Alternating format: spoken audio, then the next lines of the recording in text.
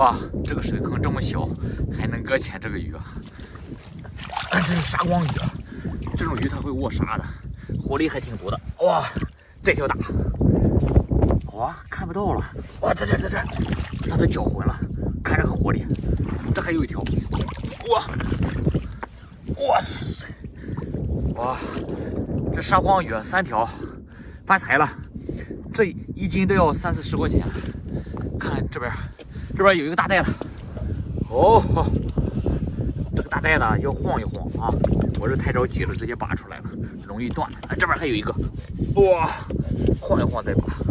这个大袋子这里边有一个大贝丁，也有大绿贝，挺新鲜的，还是活的应该。哇，这2只有4-5斤。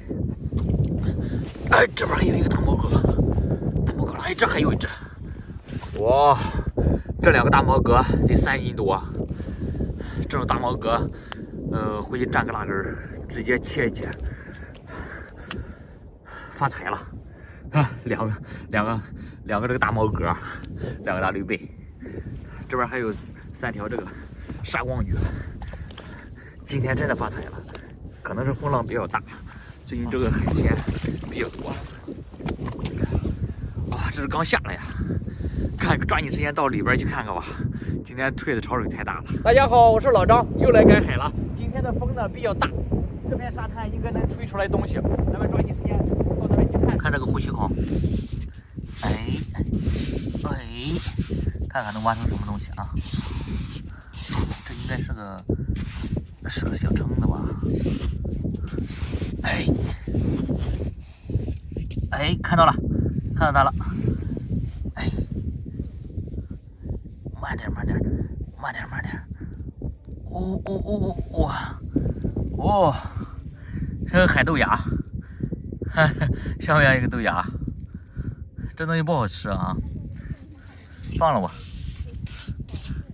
看前面有一个红红的东西，就是海葵啊，这种呢是沙葵，看连小鱼都在欺负它，因为它不会动。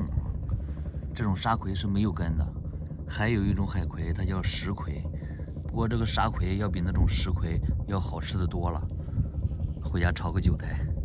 这只大毛蛤的怎么跑到深水里边了？它应该是在等待猎物，等小鱼小虾跑到它这个嘴边的时候，一口就给它吃掉了。看到没？用手指头试验了一下，瞬间就给它夹住了。这只大毛蛤不小啊，得有1斤多。收了。看这只海星都学会站着走路了，都立起来了。这是一只活的海星，这可不是死的。刚才是它自己在那站立着，在那行走的。看看漂亮不？这个海星是6角的，带回家做个标本送给小朋友吧。看，这是一条黄骨鱼，看这活力。抓鱼的时候一定要抓它的头，要快，要不然它就跑掉了。而且它的身上特别的滑。这黄骨鱼很贵的，在我们这里要几百1斤呢。